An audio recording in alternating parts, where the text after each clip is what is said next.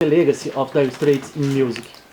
What is the legacy? Legacy. what's the legacy of Dire Straits music?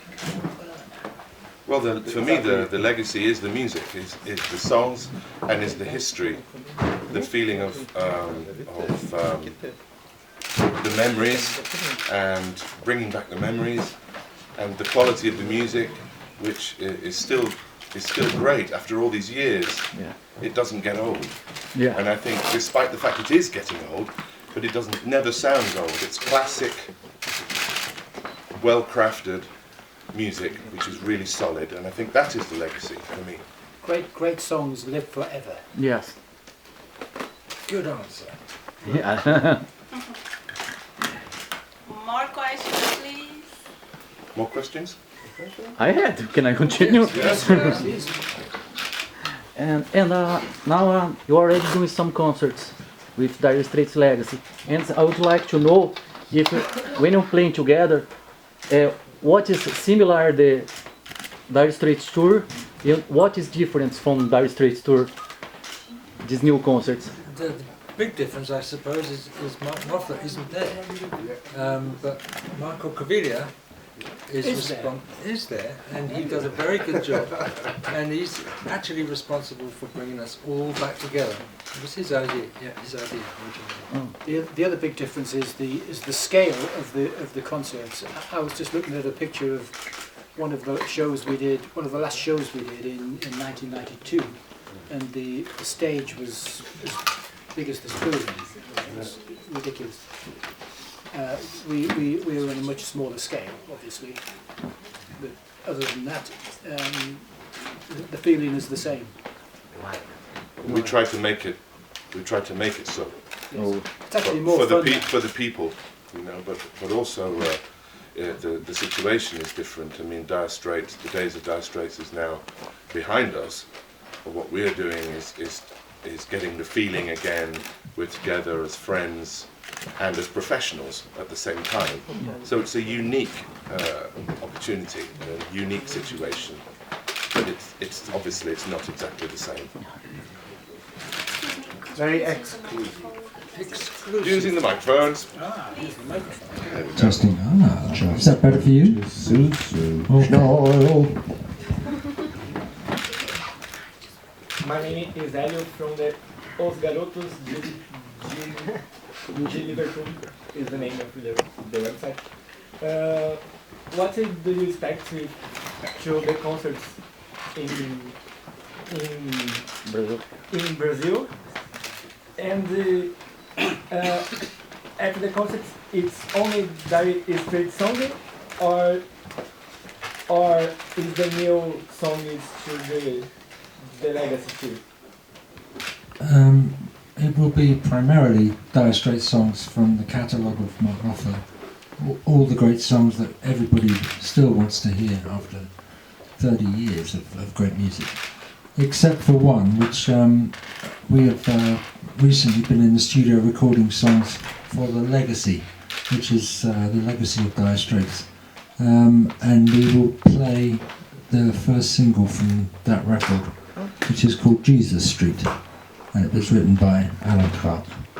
And which is available on iTunes as of tomorrow, I think, or Very soon. in the next couple of days. Where we've released a single very quickly because we were coming here, so we thought we would put out the single in time for our little trip to Brazil.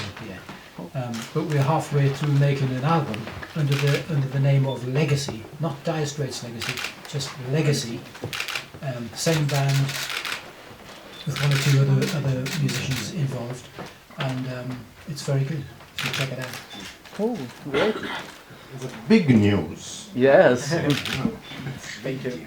Big news. Okay, now again. Dire Straits is celebrating 14 years, I think, this year, if I'm not wrong.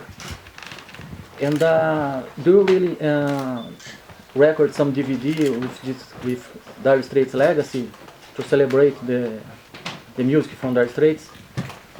We don't have any plans to make a record of Dire Straits music, because that would be pointless. What we do is we play it live, and that's the reason why we exist, is just to play the music to the people who want to hear it live. If they want to hear records, they can go and listen to the real thing.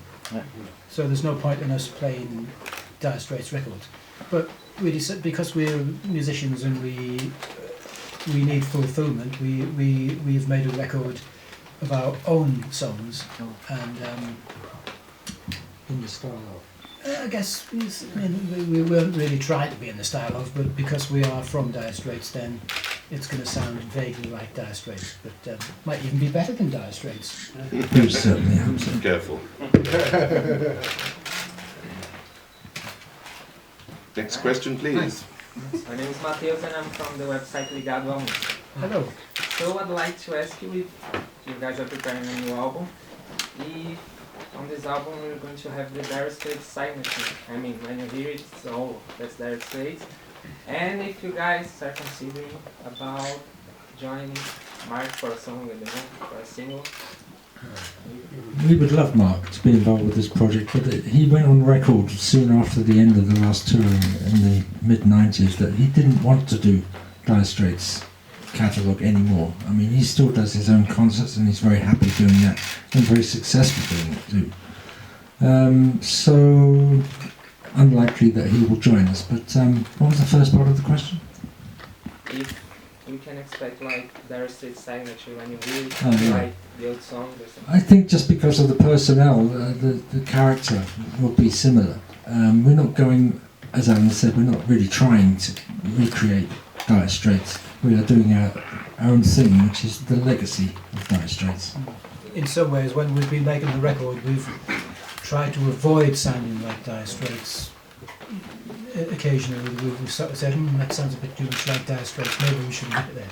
So we want to be, we have our own identity outside of this band. We play Dire Straits music when we're the Dire Straits legacy. Outside of that, we are our own independent musicians, and we come together as a band and we make our own music in our own style. And we can expect that album for this year, maybe? Well, we're in the middle of it now. As I say, we put 5 tracks together, one of which will be a single called Jesus Street. We're in the process of doing it. Over the summer. We will complete the project, and hopefully be ready by the autumn, late autumn, I would suggest. By the end of the year, I think, yeah. Hi, my name is Jessica, I'm from Falaram da Música website. Hello. How is to introduce this moment that bands are living into those who don't know Dire Straits yet? Sorry, I didn't understand the Say that question. again. How is to introduce this moment that bands are living into those who don't know Dire Straits? That's hopefully the people that are coming to see the concert do know Dire Straits. And our ambition is to recreate the material in a way that people will recognise from the original versions. We based a lot of our live set on the live versions from the 1992 tour on Every Street. So there is reference there. It's interesting that the audiences that we get in Europe so far have been people of our age, people that were there the first time, but also there's a great number of young people that never saw it and are fascinated by the genre. Thank you. Lots of young people who have grown up listening to their parents play Dire Straits in the car and at home, and so it's as much a part of their life as their parents. So that's why young people come to see us. I think also as you grow up, I mean, as a young person growing up, you start to become aware of, your friends like this music or your friends like that music, but you start to develop a sense of what you like, and really classic, well-crafted songs are going to appeal to everybody, because the music is timeless. As I was saying a minute ago, it's completely timeless, and it's ageless. So a young person could love Sultans of Swing, for example, or Money for Nothing. They feel the energy, they feel the melody. It's music, it's not a fashion So it's for anybody, and I think that's the point. Thank you. I'm Bueno from 89 FM. And talking about new songs, what's the lyrics about? What's the? The lyrics of the new songs. Well, we've all written songs. The three of us have written songs so far on the record. The lyrics are about whatever that person was thinking about when he wrote the song. Basically, yeah, that is the answer to that. Certainly, the songs that I've written on the record are personal experiences of mine, which are my personal experiences, and which will remain my personal experiences. So, actually, one of the songs has an interesting topic. When back in 1992, a journalist who was working for the American, he was a photographer who was working for the American Air Force in Iraq, and he told us that he spent some time photographing the American Air Force in Iraq, and then when it was time for him to return to America, he hitched a ride with a squadron of F-16 jet fighters which were returning back to America. So he hitched a ride in the back seat of one of those, and as they were approaching the eastern seaboard of the United States, the squadron leader played Dire Straits' Walk of Life over the intercom, and all the aeroplanes started to rocking to the beat of Walk of Life, which was a pretty amazing thing. So I wrote a song about it, which is called Looking for America. Yeah. So that's one of the songs which features on the record, and that's one of the stories I'm prepared to tell. But the rest of the songs are my personal thoughts, and whoever listens in their own way. I'm Ed. Yeah. And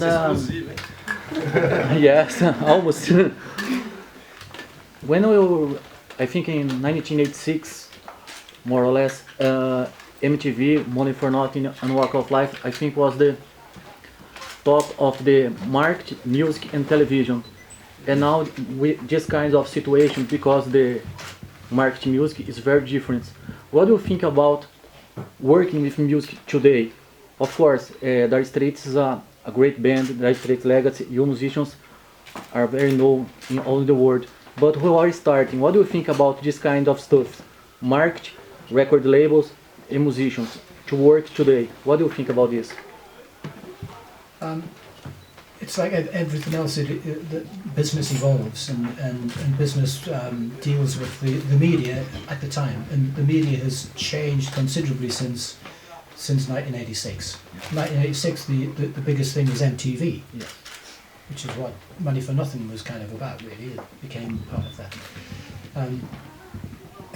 MTV isn't so popular now. In fact, already by then it was kind of dying off.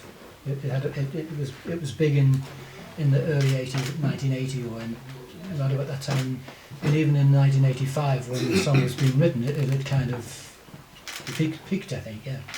And since then, MTV is much less important, and the internet has taken over as the biggest media for music now, and it's dramatically changed the entire field, the entire scenario of music. So record companies and everyone, because music is freely available, which is a great thing. I mean, Spotify and things like that, you can listen to whatever you want to for free, and in some ways music should be free. I can't believe I said that. But I firmly believe it should be free. But you know, as professional musicians, we need to make a living, because we can't be. Otherwise, we'll die. Otherwise, we can't be professional musicians. Yes. So it's changed. The industry has changed considerably. Yeah. More questions, please. Yes, it's interesting, Alan, also to add that we recorded the new Legacy album with a great technology that we didn't have at the time, you know, in the 80s. You know, That's true, but also incorporating a lot of very, very old technology too. Yeah. The recording desk and everything. It's in as far as equipment goes, the general rule in music is old is best. But now you are a record. Do you think to record a song today it's more easy? I think it's more easy than the past. To make a record? Yeah. Oh yeah. Well, you can make a great record at home without ever leaving your bedroom these days, and people do. But you think this kind of technology could write some bad musician or some kind of this, or do you think the quality of technical musician? It's easy these days. As a session musician, which is where I came from, you had to be able to play initially, and you were given, you know, certain parameters where you had to stay inside. Post-production now is a big thing in music and technology, and you can record a piece of music and adapt it and change it afterwards much more easily. You can edit, you can change sound, you can modify it very easily now. That's the difference with the new technology, basically. Thank you. It also means that people who haven't spent their lives working on their instrument, you know, who, as we have, to achieve what we've achieved, we had to spend a lot of time playing our instruments and learning how to make the instruments work. It's possible to make a record these days without ever doing that. Yeah. And that's got to be a good thing, because at the end of the day, what matters is the end product, not how it was made. Yeah. Ricardo Rocatelli from Dire Straits Legacy Management. I have a question for you. Where is Mark Collins? We were going to ask you that. Yeah, It's your responsibility. yeah, I think he's in the hotel to have some rest after Bedroom. his long trip yesterday. Yeah. I'm sure he's in a bedroom. Yeah, He just did a 12-hour flight from we cannot do Europe. Luciano if everything is okay, or Amaya. We need our Mark Collins too. Mel is sleeping. Yeah. I don't think it would be a mistake. Can I put? What's the biggest difference that you think about touring back then and touring now? Technology has improved a lot. It was pretty basic back in the 90s when the last time Dire Straits toured. Again, the technology is ridiculous now. We all have our own individual mixers so that we can work our stage sound. The PAs are much better quality and much more efficient, much louder. And so you're able, you're able to get a more defined sound than you could 20 years ago. And now we are touring for some places that you never play with Dire Straits. What is new sensation to you, like no Brazil? I think you don't play here in Brazil, will be the first time. Yes, I think Dire Straits never played here, did they? No. I don't know why. Let's not go into that, but it's going to be an interesting experiment, really. We're hoping that the reaction that we get from Brazilian audiences is as good as we get from everywhere else we play. Basically, people are hungry for the music of Dire Straits. I mean, they haven't heard it live for over 25 years. And so it's a good opportunity to explore the market. We hope you're back soon also. Yeah, let's hope so. But also it's nice to have the opportunity to make the connection with the people. And we hope that the connection is successful. And by that I don't mean financially successful. I hope that artistically it's a success. And the emotional experience for the people, I hope that is that when they come to the concert they go home happy. We will. I hope so. So, which song was the most difficult to work during the rehearsals? None of them are difficult. We do them for love. After you played a song 275 times on a tour, it kind of stays with you forever. And so to revisit the arrangement and to get back into the subtleties and the dynamics of the arrangement that evolved with Mark and with Dire Straits, it comes flooding back quite quickly.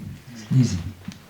For me, I played the song so many times with Dire Straits that in 1992 I was quite happy to say, okay, I've finished with that. I never want to play those songs ever again because I've played them thousands of times. But after 25 years is long enough to actually get over that and move on. And now I'm quite happy to revisit them and play them again. And it's great fun. My feeling is that a bit different to what Phil said. My feeling is that there are no easy ones. You can't say to yourself, "Oh, this one's easy." You know, you have to really engage 100%. And so, if you go with the attitude of "this one's easy," you know, you're not gonna make that connection that I was just talking about. I think it's important to take all the songs seriously. Some are a bit more complicated than others. Some probably require a greater level of technique or something like that. But for musicians of this caliber, the technique is not an issue, but the mentality. For all the songs, you have to give 100% to "So Far Away," the same as you do with Brothers in Arms or Telegraph Road, or all the other ones that are big, epic. The epic ones, you might think that they were more complicated to play, but when you play "So Far Away," you have to give it 100%. So, in that respect, there are no easy ones. I can say, I can say that the most important thing I've learned playing with you guys is the dynamic. It's a tricky thing because it's very. I think it's the most important part in every Dire Straits song to be, like a wave. This is spectacular. I think this is, if I might say, this is the difference between a high-level professional band and people who just love the music and have learned to play it. This is the difference. Is that dynamic and the nuance of the music. It's. I've got another saying. I'm full of sayings today. Excuse me, but the small things, the nuance, which you might think is small, they're the big things actually. Because without those, you lose the stamp of originality.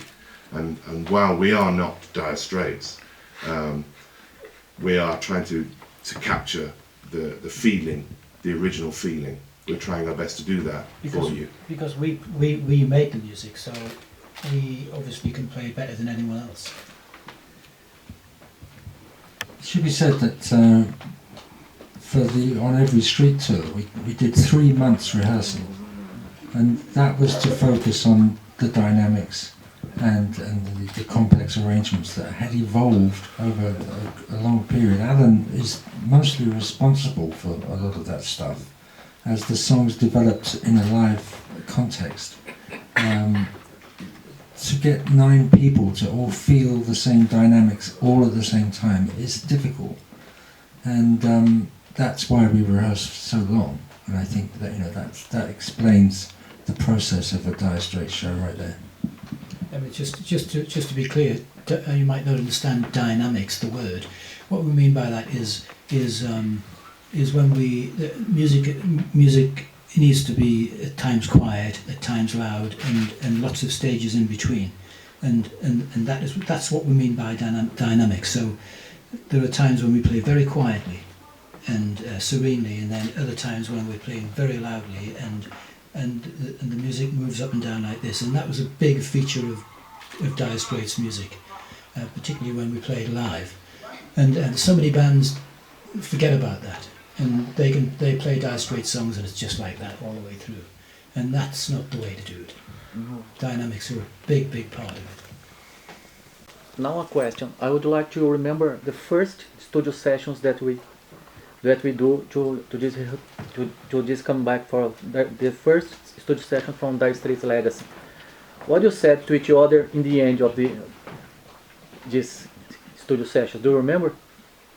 If you will work or not work, the first time you play together again, when Dire Straits Legacy started to do the studio session. You mean rehearsals? Yeah.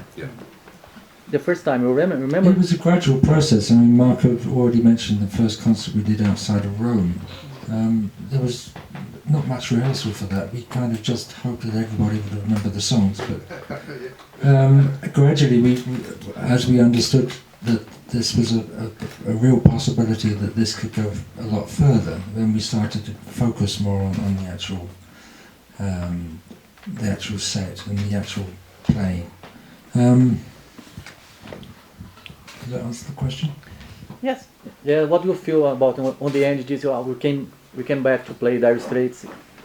It's a very gradual process again, as everyone individually started to understand that this was a good idea. Oh. I think I can say that recently, when we started putting tracks together for the Legacy project, it was a joyous process with Steve Ferroni and Pino Palladino in Los Angeles just a couple of months ago, and Alan and I. We started putting the tracks down there, and it was just glorious. Play with 4 great people like that in a nice situation.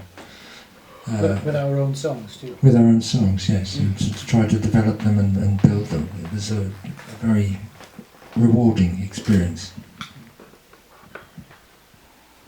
Próxima pergunta. Excuse me. Hi. From Planet Music to Web Radio too. Hi. About the songs of Dire Straits, there is one of them that you love to play more, each one of you. The classical songs.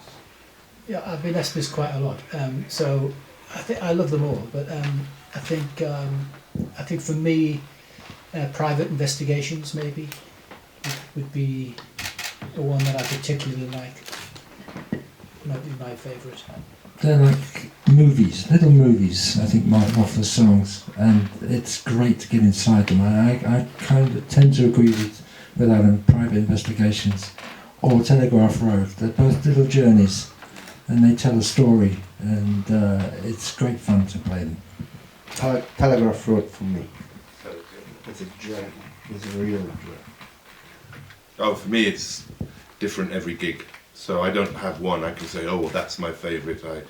It's a different feeling every night. And I think what I was just saying to your colleague about the mentality, the way you think about it, of course, you feel different, a little different each day. And I think I'm affected by one song more than the other, perhaps on one occasion, and then the next day a slightly different feeling. So there isn't one actually. They're all golden. They're all written by a master craftsman, and yeah, that's it. Yeah, maybe another thing we can say is that we did some little rearrangement of the old song. Mm-hmm. So we had some male sax on 6-blade knife, Wild West End, Portobello. So this is, I think, is a thing, as a fan point of view, is a thing that I like very much. Yes. So one time when in very early days, a few years ago, when I was rehearsing with Marco, there was my keyboard roadie was an accomplished piano player, and so when he heard me playing, I think it was Telegraph Road, afterwards he said to me, "You know that bit in the middle? That doesn't go like that." I said, "Listen, if I play it like that, that's the way it goes." Thank you. Any more questions, please? I'm Marcia Hi, from Musica 1. At this moment, how you see the phonographic market with the advent of internet, free downloads, and all? How do you see the market? Yes. It's a bit of a mystery to me, to be honest. It's a mystery to me. Yeah. Game commences. We're just hoping that the people that are distributing this record know the business better than I do. So we'll see. In other words, it's a bit of a mystery. No, I think marketing-wise, musicians don't really know.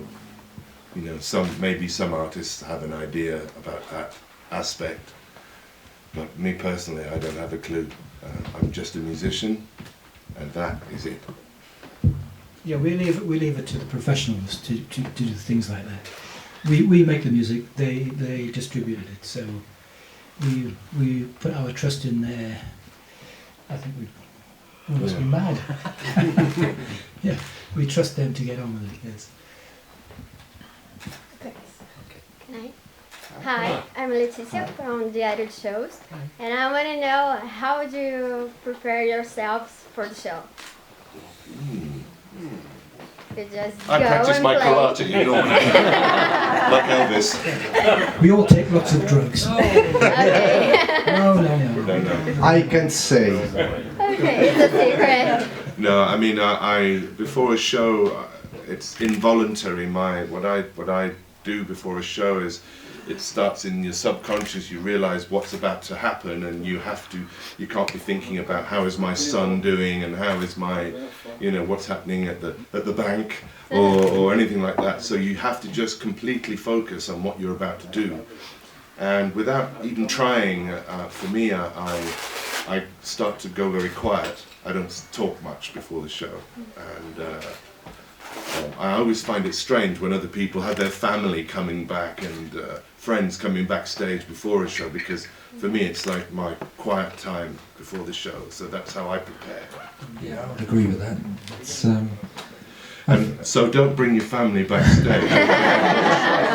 At last, I've been able to say it. Thank you for asking that question. There's some problem with the management. And no management backstage either. I've played so many shows with Dire Straits that I used to find myself walking on stage in front of maybe 40,000 people and thinking, I should be a bit excited about this, but I would be walking on stage like I was walking into my kitchen and there was nobody there. It was because you get so used to playing, you're so used to walking on stage in front of people, big audiences, that it no longer excites you. That no longer excites you, which is a good thing, because it puts you in exactly the right frame of mind to play the music. To be relaxed, I think, is the key.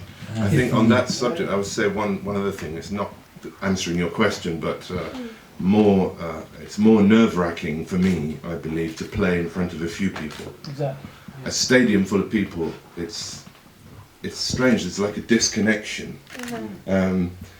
That's one reason, to come back to that gentleman's question. The connection with the audience. I think because. How many people are we going to be playing to a night? I don't know, but as many as possible. But not 40,000, I'm sure. So between 12 and 15, I think. 12 and 15 people. Yes.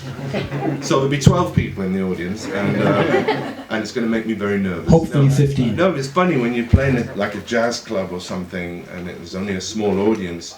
When it's quiet, you feel like if you swallow, they can hear it. Whereas in a big place, it's more. Is more detached, so it's going to be very exciting. These shows, I think, are going to be very, very exciting for us, and I hope for the public too. Another thing I do, it's take from stage the guitar, and I start to not really practice, but just touch the neck, so give me the vibe to be. No. You mean like foreplay? Yes. Preparation. Yes. No. Is that everything? What? More questions? Yeah. It's you are here in Brazil. What do you know here in Brazil? Well, I have loved for many years to listen to Brazilian music. I'm not a connoisseur and I'm not an expert, but I am a percussionist. And if you call yourself a percussionist, you have to at least listen to Brazilian music. And I think many countries are represented by the art that people put out, and Brazilian art, especially music. And I hope food while we're here. But I mean that's how I perceive Brazil is the music. Yeah, for me, it's three things. It's the music, it's football, and it's Formula One. Ayrton Senna. Yeah. Ayrton. Can say also Guga Kuerten in tennis. Great player. And I like Ju Moraes. Oh. I think she's fantastic. When I think about Brazilian music now, modern Brazilian music, I think about her. You know, before it was Jobim and Gilberto Gil and so on. And too many names to remember actually, but recently I saw this lady, a video clip of her, and I just thought, this music is so fantastic because it incorporates Brazilian rhythms, Brazilian know-how, you know, that identity, but combined with jazz, and the combination of the two things is incredible. It's always evolving. It's very powerful. So, blah blah blah. Thank you so much. Blah blah blah. Any more questions? Pode. What is the biggest lesson Dire Straits can give to the music? Lesson. Lesson. Biggest lesson. Dire Straits can give to the music. What is the biggest lesson? Yes. That Dire Straits can live to the music. Can leave. the Yes. biggest lesson. Like the legacy that Like the legacy, yes. Blah blah. Blah blah blah. I don't know. I don't know. I can't think of anything to answer that question really. At least I'm honest. Well, I don't think this is music that hip-hop producers can do. I think, you know, we were sort of talking about technology and how music has changed. Well, you are looking at music that was made by a great musician, one of the greatest musicians in history, with his band. And the lesson is, just look at it. It's like when you go to a museum and you see a painting. What lesson is that giving you? Well, it's for each person to decide what that lesson is, but in fact... But it was made by a master. But it was made by a great master, exactly. Blah? Thank you. Blah blah blah. Blah, blah, blah. Alguém tem mais alguma pergunta? É a última. Eu prometo que não faço. So talking about the new artists and musicians, is there anyone you see the inspirations of Dire Straits? Say again? About the new artists and musicians and bands. Is there a band you see, no, this is inspired by Dire Straits? I have one. John Mayer, I think. Oh. A little bit. Maybe. Maybe. Yeah.